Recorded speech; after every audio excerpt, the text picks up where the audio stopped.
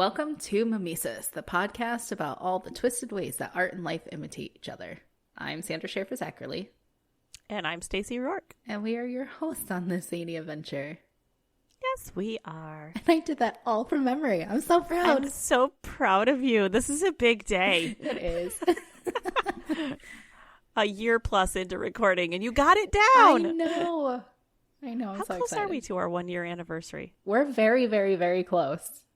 Oh, I love that. May 2nd was when we aired our first show. So this is like number 46 episode. That's so cool. We're so close. And we have like 1 or 2 weeks that we missed along the way. Yep. And that's it. So we're getting close. Yeah. We're getting close. How fun. Yeah. We are. What an adventure it's been. It is. So what about you, my dear? What adventures have you been on this week? Bowling. Adventures in bowling. Bowling has literally taken over my life. For your whole family or just Emma's team? The whole family. Scott's Oh. like, now that Emma's bowling, he decided to help coach. Oh, fun. And then, which means we are living at the bowling alley, which means I want to start bowling again. Yeah. And then Evan's like, well, I want to bowl. So we've been bowling. Everybody's bowling all the time. Yeah. They won 1.5 points yesterday, and they lost 3.5. Unfortunately, they lost their 2 games. But they did really, really good. They only had 3 people on their team yesterday. Usually they have 4, but they're supposed to be 5. So 3 bowlers that went against 5 bowlers, and they only lost the second game by 10 points. That's impressive. Yeah. That's very impressive. Yeah, they did really good. Good for them. Yeah. And she's having fun with it. Oh, she's having so much fun. She gets so excited. So when she first started last fall, she was roughly about a 67 average. Mm-hmm. And now she's bowling anywhere between a 120 to a 175 every week. Wow. Yeah. Good for her. Yeah, like this week she got a 122 on her first game and then a 147 on her second. Good for her. That's awesome. Yeah. How impressive. Yep. Very cool. Taking after me. Yep. She is. She's playing the violin. She's bowling. Yeah, and she's golfing. All the things. Yeah. Yeah. Yep. Yeah. Everything My did. kids are not following my footsteps in any way. Maddie loves to dance. I'm like, do you want to maybe try out cheerleading? And she's like, no. No. Okay, cool. Yeah, that's Emma's What about next theater? move. Theater's fun. And she's like, no, people will look at me. I'll do behind the scenes stuff. Yeah. Okay. Emma tried the drama. She's like, it's not for me. I don't like it. That's fine. Yeah. That's fine. Yep. Ellie does want to get back into swimming, which I'm really excited about. Awesome. We're going to look for a program over the summer for her to get back in swim shape, because that's the hard thing to just jump back into with the team. Like, you need to, so we're looking for one that she can do. That's awesome. She did really great at swimming. Like, I was impressed the first time that I came down and saw her swim on the team. Her butterfly was insane. Yeah. I mean, she comes so far out of the water when she does her butterfly. She looks like she's bouncing off the floor. But it's just because she's got so much upper body strength that's her stroke. Yeah. And I remember there was one time that there was no girls swimming butterfly, so she had to swim against the boys, and she got a blue ribbon. Nice. So Yeah. Get her back into that. Yep. Yeah. We're trying to. We're trying to. I have It'll to, be our like, senior year. remind Emma that she can't do everything. Yeah. Because she wants to just sign up for everything. I'm like, there's not enough time in the day Yeah. to do everything. See, I have to remind Madeline you should do something. Yeah. She's just at that age. We just got to get her back out there. Yep. COVID didn't help that.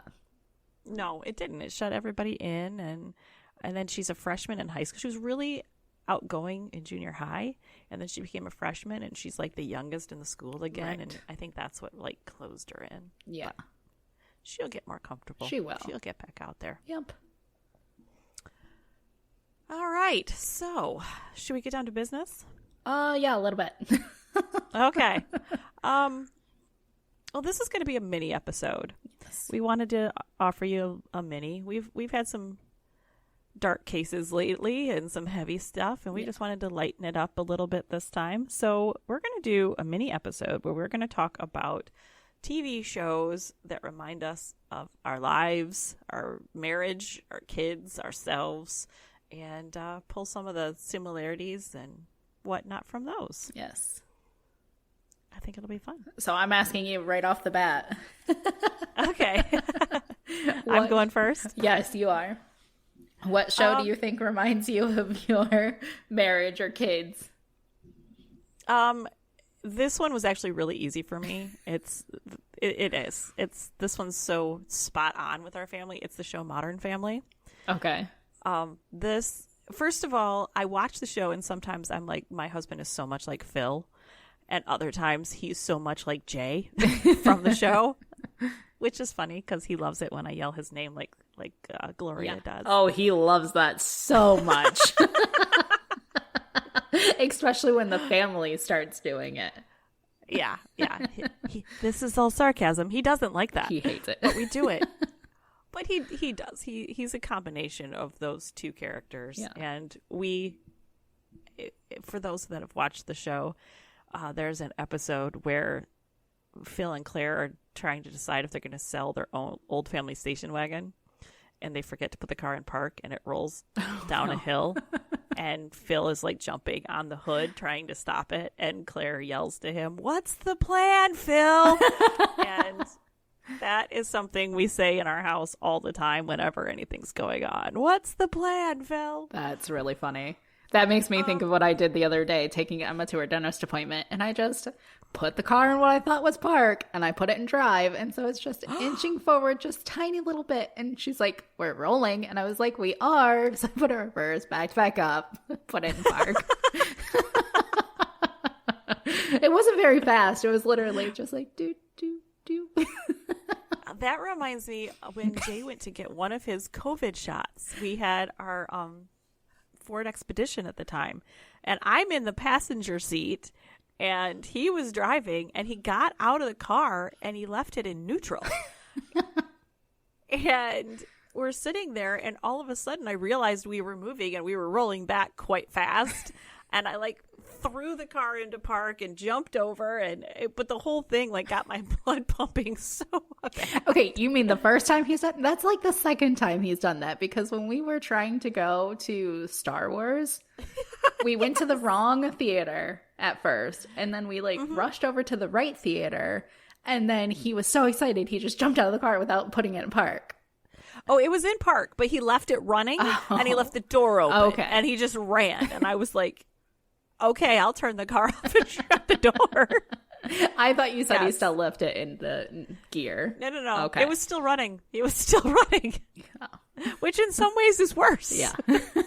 Come out to a dead car. He very much has Phil-like tendencies there. And I also think with Modern Family, like I see so much of my kids and just the banter between the kids and, parenting moments. Like there's one episode where Claire is so worried about Haley and Haley's future and what Haley's doing. And she thinks of Alex as more self-sufficient.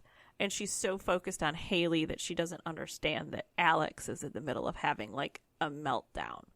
And so she has that moment where she comes in and sees her daughter sitting on the floor, and she just takes the seat behind her or beside her and, opens herself up to that. But it's, that's a really good moment in parenthood, is that, sometimes you're so fixated on what one is doing, you think the other one is okay until you go, oh shit. Yeah. I completely missed this. Yeah.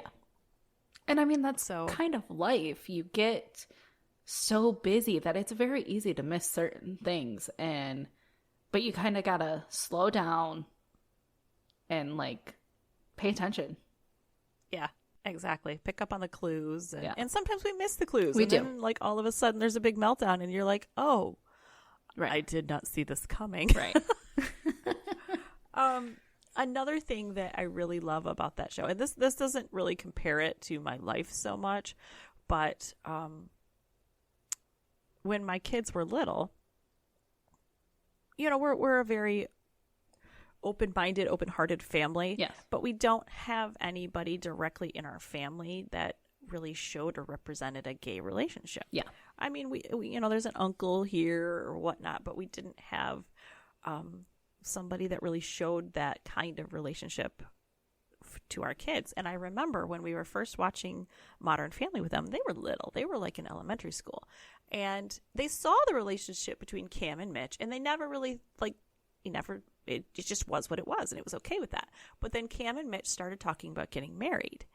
And at first, the kids heard that, and they were laughing, and they were like, that's silly, 2 boys getting married, who's going to wear the dress? And they're like laughing about it.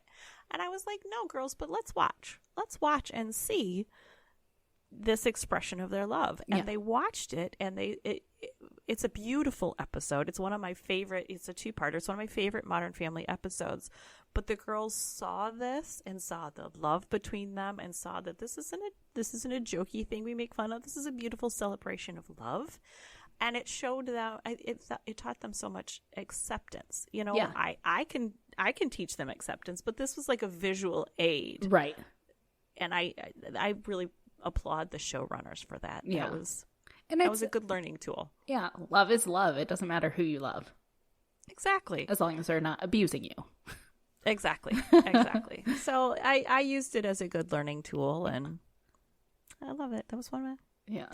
I really need to watch Modern Family. Like, I think I've seen like bits and pieces and maybe a few episodes, but I need to sit down and watch it through the seasons and you do really watch it. Yeah. Well, yeah. It's one of my comfort shows, and it's a show that leaves you just really feeling included. Like, you feel this is oh, that's this good. could be your family. Yeah. And so I watch it quite frequently, at least once a year. Yeah. I think when it was is it still coming out new episodes? No. It's done now. Yeah. I was gonna say, I think when it was really coming out, I did not have TV. I was in the midst of being the single mom, begging for as many hours as I could to make sure I had a roof over my daughter's head and food on the table. Yeah. And that was just one of the luxuries I couldn't have. Yeah. So now it's I have to catch up on a lot of stuff, but it's I'm okay with catching up because I got through that. Yeah. And it's something you can watch with your kids. Yeah. It's something you can turn on when the kids are home, and they'll find it funny too. The moments when Luke is out on the trampoline with no pants on, and Claire has to keep screaming, Luke, pants! That would be something Evan would do fully. Yep. Yeah. Or there's another episode where Phil's dad brings a dog into the house, and Claire's talking about how smart the dog is because the dog knows that the screen door is shut and waits there for you to open the screen to let him out. And then right after that happens, Luke just goes barreling through the screen and takes the whole thing out. Dogs are better than humans. The dog is so smart. Oh, yeah. The really funny thing is that of the Dunphy kids, Luke kind of plays the bumbling idiot through most of it. Yeah. And he's a genius level intellect. So for him to play this part I love that. Yeah. Because the kid that plays him is freaking brilliant. Yeah.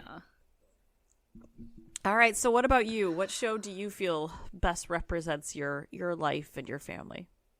I would have to say This Is Us. Yeah, I could see that. A lot. Yeah. Yeah. I would have to say I'm Kate. Lost my dad. Struggled with my weight for many years. Yep. Had a first love that didn't work out. That was abusive, horrible. Yeah. Everything. Yeah. And then found a loving husband. I mean, I don't see myself divorcing my husband, so portions of it. Yeah. That shocked the hell out of me. That they know. Did that. I love Toby. I did. Yeah, that was... But I could see it coming too. But then you can't see it coming. And I think that's why they did it. Is to show that you can still do everything right and still love and like, but you just kind of grow apart. Yeah. And it's not. Sometimes life paths just take you in different directions. Yeah. And they blamed each other for their son getting out and like going on the walk to the park. And both of them were at fault, not just one or the other. Yeah. But that just, it shows marriage at its truest form, is that you don't have to fight to get a divorce. Yeah. But like with like Rebecca and, oh my gosh, I'm blanking on his name. Jack. Yes. Like just the love that they showed and how they were accepting of taking on another child that wasn't even theirs, and at a time where racism was so blatant. Like, yes, it was awesome to see that. And just like, I feel like that's kind of sums up my life in a way. Yeah, I can see it. Yeah. Also how Rebecca reached out to the Black community and was like, you know, I'm raising this boy. There are things I don't know. Yeah. There are things that I need some help with. Will you help me? Right. Does he really need sunscreen? Yeah. Does he really need sunscreen? Yeah. And, you know, teaching him about, you know, lotions for the dry skin and how he should get his hair cut. Yes. Yes. Yeah. Things that she didn't know. Yeah. Like all over that show, it was just learning opportunities through the whole thing. How Randall would treat his kids, how Kate was handling her son's disability, like just a lot of stuff. You know, I didn't realize until like you started saying that, like the similarities between your life and the show. Yeah. I mean, I know I watched every episode and ended up in tears. You had to just be like, it devastated every time. But in some ways it had to be a little bit cathartic for you. I think it helped me realize that I am not the only one who has gone through these situations. Yes. Like my dad passed away when I was 7. They were teenagers, but my dad died in a car accident. So I understand then being the fat girl throughout high school and like really struggling with my weight, having an abusive relationship, and like it just really like everything. Alcoholic, like it all fits in. Yeah. Oh, that had to be rough. Oh, it was rough. But like I said, it really helped to see that, because somehow in my mind I got it. I'm the only one who has ever dealt with this situation. I think we all do that. Yeah. When we're like going through struggles and you're like, everybody else is, you know, doing great. And I'm struggling with this every day because we internalize it so much. Yes. And to see this and to see it put out there was like, oh, I can move on past this and I can be my authentic self. Yeah. And I think that's what I've been doing since I've watched the show and feel better. Do you rewatch episodes ever? I have. I've started watching it with Emma. She has wanted to started watching it. I think that's great for her. Yes. That'll be. Yeah. Yeah, that's a good one. Like I want to build her self-esteem more because her dad is not in the picture. And it's more by choice than circumstance. And I know how that feels because my dad left and stayed away by choice. Yeah. And that is a very hard feeling to have, to always feel like I wasn't worth it to stick around. Yes. That's a hard thing.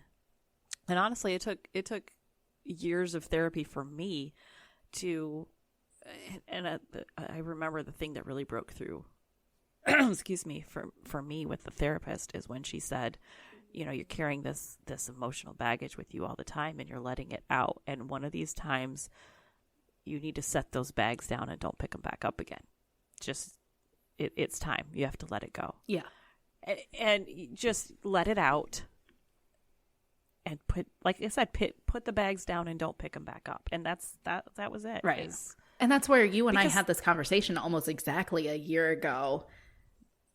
about that, because that's when I realized my depression was at my worst. And you're like, let them go and don't pick it back up. Yeah. Just have that feeling. And that's where my therapist is telling me, you don't feel your feelings. You need to feel them. Yeah. Feel it, let it out, and then cry don't pick all it the back ugly up. tears, and then don't pick it back up. Yeah. Don't pick it back up, because then you're purposely holding on to it instead of letting yourself heal. Yeah. So, and with my situation, my dad stayed away by choice and then died before we could ever be reunited. Yeah. And there was a long time in my life that I always thought, someday we'll work this out. Someday I'll get my questions answered. Someday. And I went through a depression when I realized that someday was never going to come. Right. So that was very hard for me. And again, I think that taught me a lesson, that because we are a people that want closure. Yes. We want everything wrapped up for us. And a tiny little neat little box with a little ribbon on it. Yeah. That's like, I got a bad review for my latest book, Fate Worse Than Death, because it has a cliffhanger ending. That review was like, well, I'm not going to harp on the person at all, but to say we don't like cliffhanger endings, we want everything all wrapped up. That's not life. That's not life. Now, first of all, it is an entertainment tactic to keep people reading. It's been going on in entertainment since entertainment began. It's something that shows do, movies do, books do. Some people like it, some people don't. But like the situation with my dad, it's not wrapped up. No. It will never be wrapped up. Sometimes things are left open, and that's life. So, yeah. My mom, I made that choice to not have a relationship with my mom anymore. And so that always kind of weighs on me of, what if? Yeah. Could she be a better person? But I'm not willing to put myself in that position to have her do that. And so, like, I lost my train of thought of where I was going with that. That's okay. That's okay. Well, and you also don't want to expose your kids to any more pain. No. And your daughter had her own dad. That's what I was saying. Like, her dad decided to be in and out of her life, and I just didn't need somebody else that was going to do the same exact thing with that my mom and her dad were doing. It's like, how can I make that decision for my daughter of, I don't want somebody to come in and out of her life, but I can't make that for me. So then it was like, oh, I can make that for me and not have this person come in and out of my life. Yes. Yeah. That reminds me, I saw a TikTok the other day that, oh my God, it spoke to me so much. And it's this woman at the very beginning, and she's like, well, I went to the gym today and I saw this woman, and I'm going to speak by my own terms. Did you see this? I saw she was that. Like, I saw this woman that was like in her 40s, and she's wearing clothes that she shouldn't have been wearing. She's got a belly from having kids. She's, got wrinkles. She's got this, she got that. She shouldn't be out in public. She just tears this woman down. And then she says, now before anybody gets upset here, there was no woman. I would never say that to another human being. I would but tell those her, were the thoughts. Good for her. Good for this. Yes. Good for that. Yes. Good job that you're going there. Good job that you're doing this. She said, but those are the thoughts I was having towards myself when I was looking in the mirror. Yep. And to change our inner monologue to, if you wouldn't say it to another human being, stop thinking it about yourself. Exactly. What are you doing? Yeah. Yeah, I saw that one and I was like, oh, shit. Yeah, that one. Oh. Yeah, that one was a good one. I feel very guilty of expecting more from myself than I would expect from anybody else. I would never expect another human being to never take a day off at work, but I don't. I'm working in some capacity every single day. Yeah. Every day. Even when you do take a day off and you go to like Hollywood Studios, it's either the morning you're like hurry up and sending off emails, or the night when you're laying in bed, you're like, okay, I can work on something a few minutes. So you never take a day off.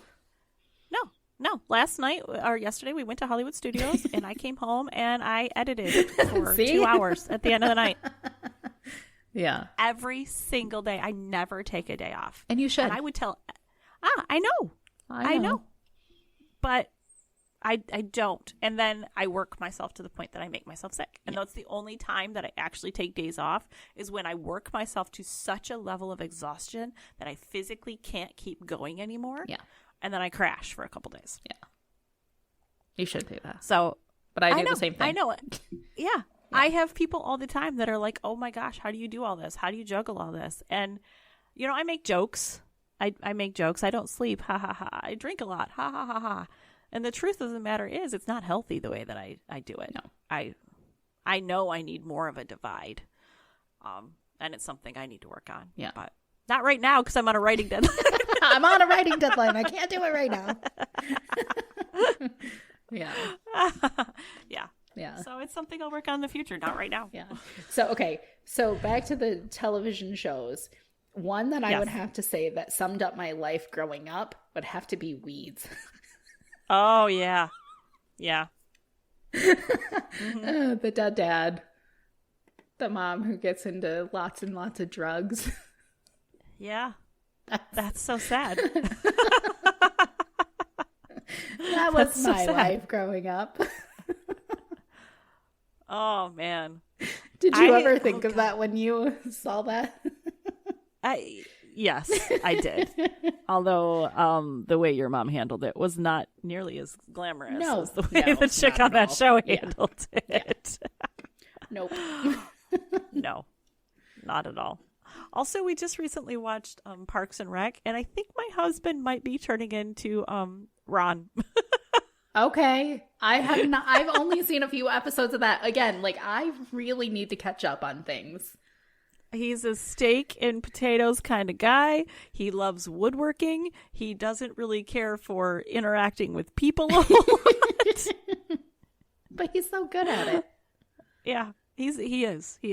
It's so funny. We were watching it, and Ron would say something, and he would just point at the TV, see, right there, he gets it. Yeah, that's funny. Oh goodness, that's the one show that Scott is like, you need to watch it. Okay. Oh, Parks and Rec is one of the funniest shows. It's hysterical. See, you have so much laughter that you have coming for you because you can watch Parks and Rec, you can watch Modern Family. I know. I'm so behind. Yeah, and these are shows they'll make you feel good. I'm still catching up on The Office. Oh, okay. Okay. See, I like The Office. I don't love The Office as much as I do Parks and Rec and Modern Family. Yeah. I'm liking The Office. I'm getting more of everybody else's humor to it and understanding why it was so quotable and laughable. But it's still I probably won't go back through and watch it again like some people do. No. I mean, if there's Jay rewatches it. That's one that I don't. That's not a rewatch for me. I mean, I never missed an episode when it was on. I liked it, but yeah. Oh, that reminds me. This has nothing to do with what we're talking about right now, except for TV shows. But somebody on social media recently posted, "What is a hill that you're prepared to die on?" And do you know what it is? No. All I had to say to your uncle is it involves a TV show, and he was like, "It's the ending of Lost." Absolutely. Yeah. That is a hill I will fucking die on. They were not all dead from the beginning. That's where a lot of people think they are. They're not. They were not dead from the beginning. No. I need to rewatch that one. I did. I really enjoyed Lost. That was one that you were like, no, here, and gave me all of the seasons. Watch it now. It's so good. It's so good. And I made my kids watch it. Oh my God, I forgot to tell you. I have teenagers, and we are now marathoning Game of Thrones. Okay. Yeah, if things get too intense, sexually, we do skip over those parts. I'm not letting them watch that. But the storyline, they are so frickin' invested. Joffrey just died. Okay. That's the point they're at. And Ellie was celebrating that Joffrey died. And Ramsay, he's there. And I'm like, you're going to celebrate his death even more. And she's like, how? I'm like, girl, just wait. Just wait. Yeah. Wait. Yeah. Just wait. He's talk a about a show that you don't want to take your parenting from or your marriages. No. No. Don't take any advice from them. No. Like the very first episode, they were like, wait, aren't they brother and... Oh, no. Mm-hmm. Yeah, and then you find out Snow and like certain names were because you are a bastard. Yeah. Okay. Don't take your parenting advice from Game of Thrones. Not at all. Not at all. Oh, goodness. Another good one. I don't know if you've ever seen this one. It didn't really get as much publicity, but it was the show Parenthood. No, I don't think I've heard of that. Wasn't there a movie? Parenthood? There was a movie, okay. and that was a comedy. This one was more of a drama, kind of along the lines of This Is Us. And again, different members of the family. Yeah. And, there were moments in it where, the teenage daughter gets drunk and crashes a car. Okay. And there's an episode where the guy that played Coach on the TV show Coach, who was also the voice of Mr. Incredible. I think I know what you're talking about, but I can't place it. Oh my God. Anyways, he's the grandfather on this show. And he is talking to his granddaughter, and he's telling her about his dreams for the family, to be surrounded by, his kids and his grandkids and his, just watch them grow, to watch them to succeed, to watch them experience life. And they're standing by her wrecked car. And he's like looking at it, and he's like, you do not have permission to ruin that. You do not have permission to make stupid decisions like this that are going to tear this family apart. And, he's not yelling at her, but he's just like letting her know how loved and appreciated she is. Yeah. And that her decisions are hurting them all. And the way that she breaks down in that moment and just clings to him, it's really a lesson in, instead of berating your kids or your grandkids, to show them their value. Yes. And how these decisions affect us all, because you're hurting somebody I love now. Right. I love you, and you're hurting somebody that I love. Yeah. So that one is also a really good one. That Nicole, my friend Nicole, says that a lot to me. Like, why are you being mean to my friend? I love my friend. Yes. Stop being mean to my friend. Like, yes.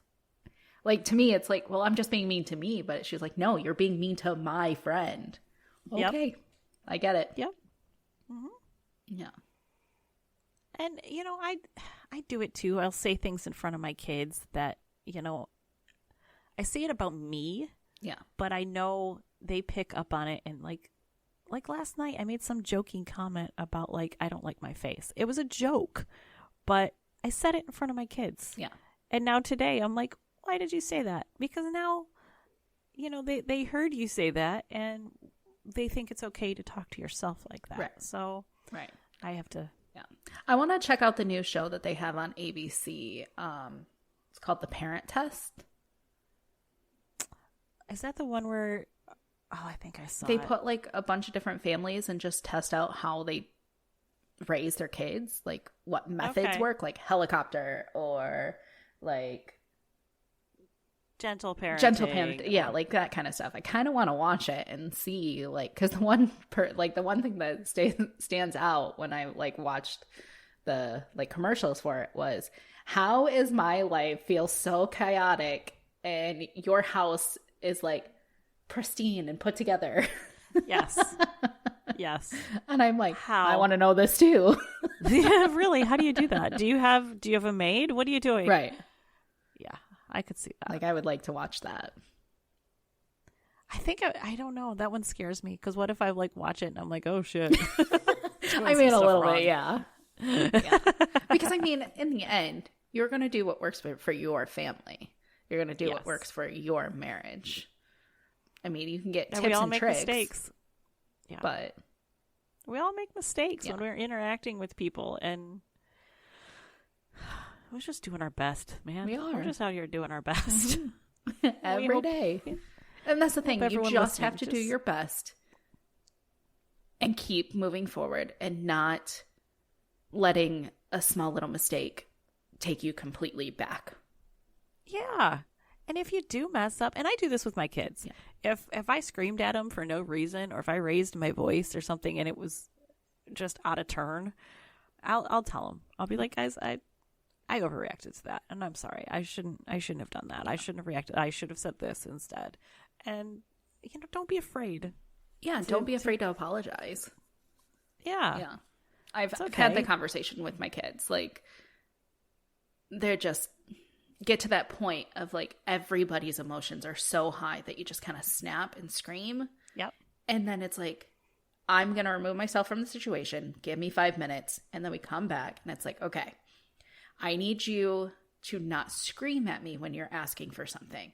And I won't scream back. I shouldn't have screamed. Mm-hmm. It happened. Let's move forward of trying to keep everybody's here, like the level down here, so nobody is screaming. Yes. Yeah. Yeah. And I've there have been moments with my kids where they've been like pushing me or screaming at me, or their level is rising, and there have been moments where I have said to them, you need to correct your behavior before I have to rise to the same level you're at. Yeah. And this is going to escalate. So let's try to calm it down instead of escalating it further. Yeah. And that's... Don't make me match your level of crazy. Right. Right. And that's where it's very different raising a child who has ADHD, who is always at a level of... It can go either way for her. She can either get really angry really quickly or just like or super happy, but very kind of like blah, blah, blah. Yeah. Where it's not focused. Okay. And, where she's just like, okay, whatever, we're moving past this. Right. Right. Or we're going to harp on it. There's no in between. Right. There's no calm ever. Yeah. Emma doesn't do quiet. Calm. No, she doesn't quiet. She doesn't do calm. Yeah. Oh, goodness. Well, I think what we've established here is that representation of any kind is important. Yes. Whoever you are, whatever point you're at in your life, to find something that you can identify with and make you feel like you're not alone is really important. It is. It helps. Yeah. And maybe listening today, somebody realized that, they relate to us a little bit more, and good, by all means. Yes, we're people too. Yeah. We're not just disembodied voices. Yeah. Oh, hey, I have a question for you. Does your family ever say that any kind of TV or movie character that you remind them of a character? I get a little bit that I'm Monica. Okay. From Friends. I could see that. Yeah. Yeah. The chef. The planning. And, the cleaning. The OCD tendencies. Yeah. I could see that. Yeah. I could see that. I get from my kids, I'm a combination of Monica, Leslie Knope, and Claire from Modern Family. And I'm like, that sounds fucking exhausting. I don't... I can really see... I know Monica for sure. Mm-hmm. Then Leslie Knope makes a little bit of sense of the episodes that I've seen. And I don't remember who Claire is. Phil's wife. There's little things like, she has to jog 5 miles a day or she goes crazy. Like, that's me. I have to work out for an hour a day or I'm going to go nuts. Yeah. That's... Yeah. Oh, yeah, that's you. Yep. Yeah. Or staring at a picture for an hour because it's hanging slightly crooked and you're trying to get it exactly. Yeah. Yeah. Like, my kids are not really old enough and haven't really watched, like, a lot of stuff to be like, oh, you're this. But Scott's made little comments because I've made him watch Friends, and he's like, wow. Yeah. Yeah, I can see it. That's you. Yeah. All right. Well, to everybody listening, if you have a show or character that reminds you of your family, we would love to hear from you. We would. You can message us at Facebook or Instagram at Mimesis Podcast, and you can email us at themimesispodcast@gmail.com. Awesome. And I think that's all we have for them today. I think so. I did say I was going to do Cocaine Bear, and then we got a couple episodes sidetracked. So I am going to get back on with Cocaine Bear. Yes. Do you know what your next one's going to be? I want to do something cooking. I'm in a cooking mood right now, so I want to do some kind of cooking show. Hey, did you hear that the blogger from Julia passed away? Yep. That was like our, second or third episode that we did? Yeah, somewhere around there. Yeah. Yeah, that's sad. It is. Yeah. But did you also know that they're doing a second season of The Bear? Oh, that's fantastic. Yeah, I'm so excited. See, maybe you should do that one. Okay, if we do The Bear, I have to have a special guest. Okay. Because I know somebody who worked at the restaurant that they are talking about there. Oh, really? Yes, Noma. Oh, that would be cool. Yeah. So I'm trying to work it out with him to figure out a time so he can watch the show and then, like, be here with us. Compare it. Yeah. Oh, I love that. Let's do that. That sounds great. Yeah. That's a good one. Mm-hmm. All right. Well, we got good things coming. We do. And I guess it's time to say goodbye. Yes. I guess. All right. Do I get to say it today? You have to. You have the button now. Until next time. Bye. Bye.